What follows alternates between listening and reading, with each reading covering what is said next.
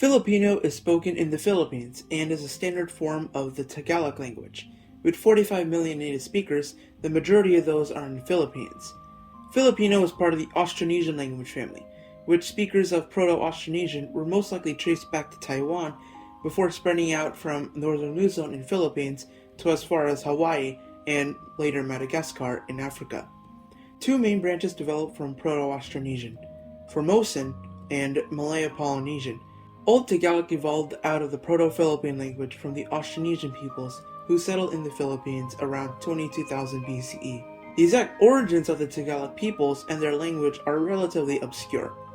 Possible words of Old Tagalog origin are attested in the Laguna copperplate inscription from the 10th century, largely written in Old Malay.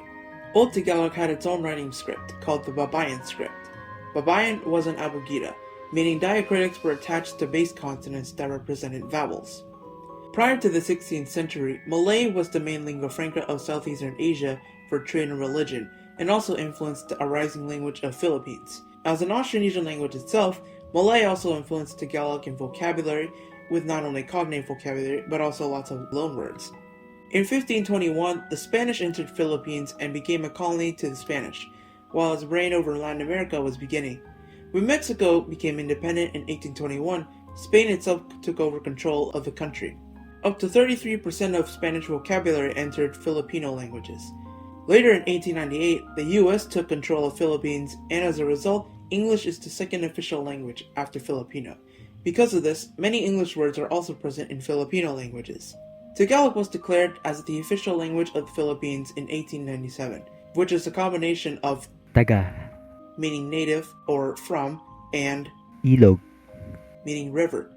The standard language was later renamed Filipino for a national label, rather than ethnic. Let's look at some basic greetings and phrases. Hello. Kumusta? This comes from Spanish. ¿Cómo está? How are you? Kumusta ka? Ka. Meaning you. The formal pronoun can also be used in this situation.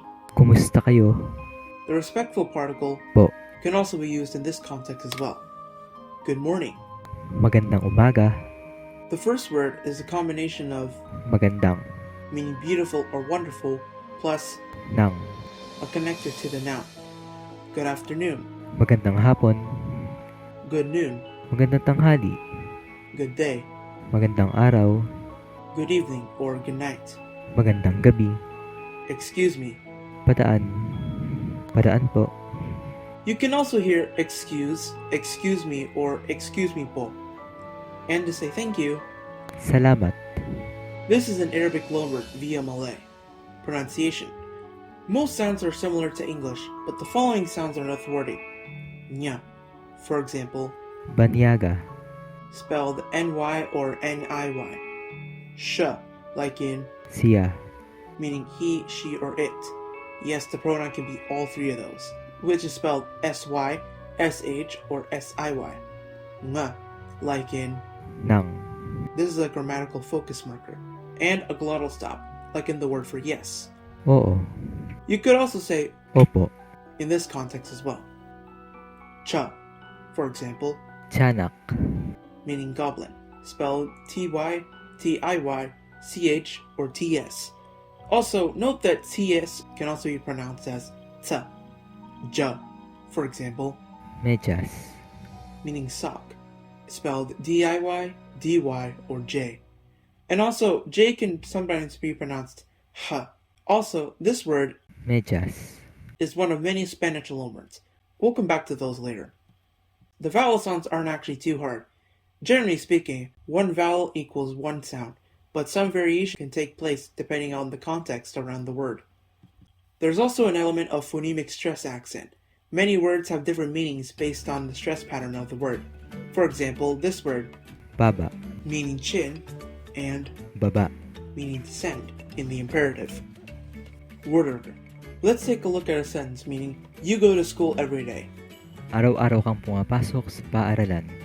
Or it could also be, Pumapasok ka sa paaralan araw-araw. word for word, it's go, you, plus focus marker, to, school, day, day. The basic word order in Filipino is VSO, verb, subject, object. But we'll see some other examples that aren't VSO as well. Grammatical markers. These are words that come before nouns or noun phrases to indicate their roles in a sentence. Mark nouns as subject, object, or location, or direction. For example, Ang, is the subject marker, nang, is the object marker, and sa, is the location marker, or direction marker.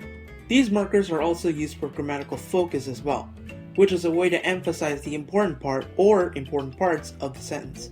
For example, this sentence meaning the child slept in the room. natulog ang bata sa kwarto. Here we see ang as the subject. Ang is used here because the sentence is definite, so ang represents definite subject. And here we see sa again, showing location of where the child slept. But if I said a child slept in the room, the locative particle is still here, but notice the subject marker is different. Nang is used here because the sentence is indefinite. Verbs. When conjugating verbs, they don't agree with person, number, or tense. They only conjugate for aspect. Aspect shows how an action extends over time. For example, this sentence meaning, the boss loves his money. Ang amo ay nagmahal sa kanyang pera. Word for word, direct focus marker, boss, inversion marker, loves to his money. Note that the inversion marker in this sentence indicates this sentence is formal. If we said, Minahal ng amo ang kanyang pera. that would be more casual or more natural syntax. Here we see the root word, Mahal. meaning love. The progressive marker, naga, comes before the root. The infixes have different classes depending on the context the verb is used in, including if the word is either the subject or the object of the sentence. Remember, sa is used as the direction or location marker, which covers most English prepositions. Spanish loanwords. Earlier I stated that up to 33% of Spanish vocabulary entered Filipino and other Filipino languages. Here are some examples. The word for lawyer. Abogado. From Spanish, abogado, the word for cow Baka. comes directly from Spanish. vaca, The word for living room Sala. is straight from Spanish. sala, And the word for window, Bintana. from Spanish. ventana, Sometimes the plural of words is used for the singular as well. Earlier we saw the word Medyas. meaning sock. That comes from Spanish. medias, The word for shoelace. Sintas. From Spanish. cintas, The word for onion. Sibuyas. From Spanish. cebollas, And the word for document. Papeles. From Spanish. papeles, To make an explicit plural, the word Mga. is used before it. As you can see, Filipino is in many ways a straightforward language, but also a very complicated language as well.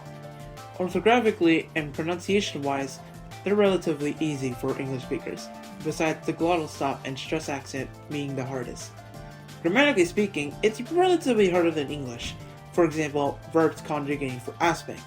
Yet, despite being an Austronesian language, many English and Spanish loanwords exist, which makes learning vocabulary a little bit more easier. If you think Filipino is a perfect challenge for you, check out Filipino Pod 101. Check out the description if you want to check it out. This is the part of the video where I say thanks for watching, and I'll see you all next time.